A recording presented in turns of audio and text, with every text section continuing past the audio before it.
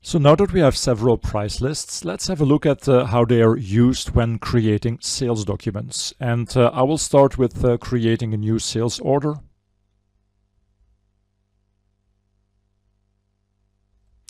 And I will sell to customer 10,000 because that's one of the customers that we have used in our price list configuration.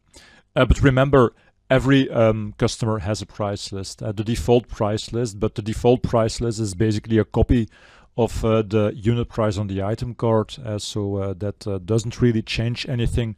But for this customer, we also set up individual prices, and he belongs also to the retail customer price group. So let's have a look at the prices that Business Central will select. So I will enter item 1900S, so the Paris guest chair.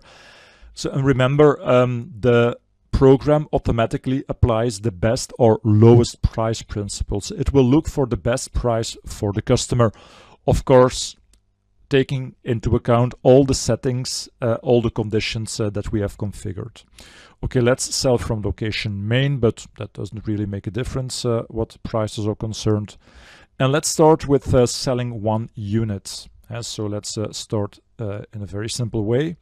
So now if I scroll to the right, you can see that the price that appears is 180. Now remember, and let me quickly show you. If I go to the item card,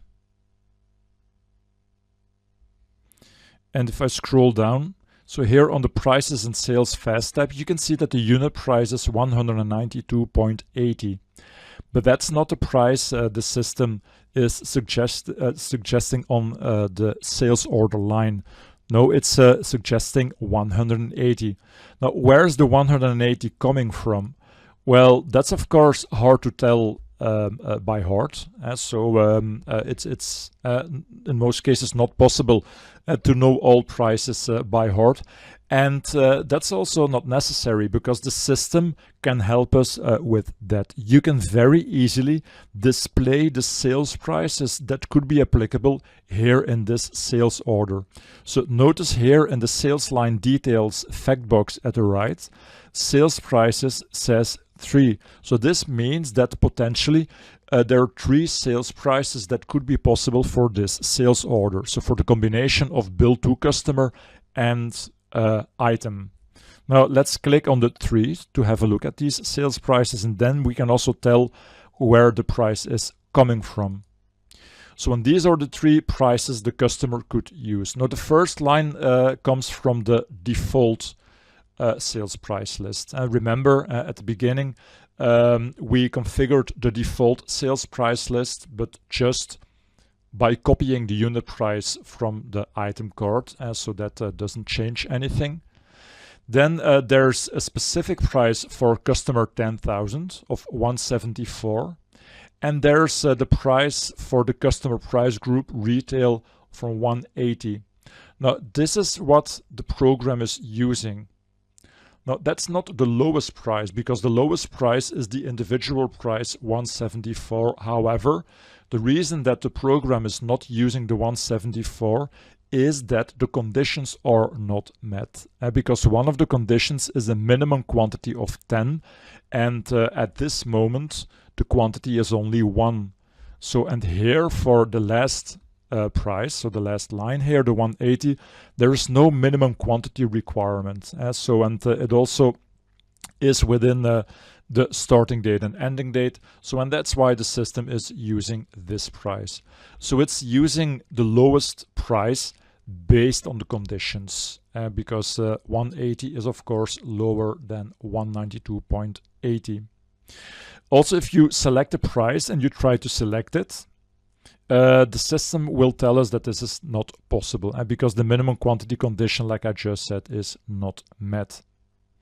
However, if we could convince the customer from purchasing a few units more and we enter 10, you will see that the system automatically changes the unit price from 180 to 174. And so now the minimum quantity condition is met. And now the system will go to the lowest price.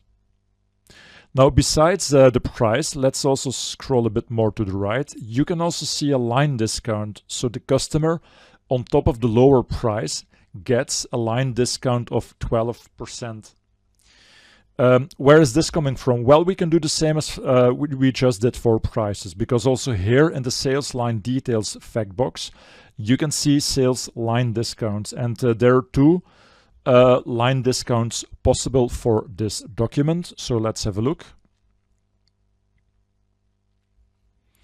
So there's a line discount of 10 and a line discount of 12. Now 12 is of course higher, which results in a lower price, and that's why the system is using 12.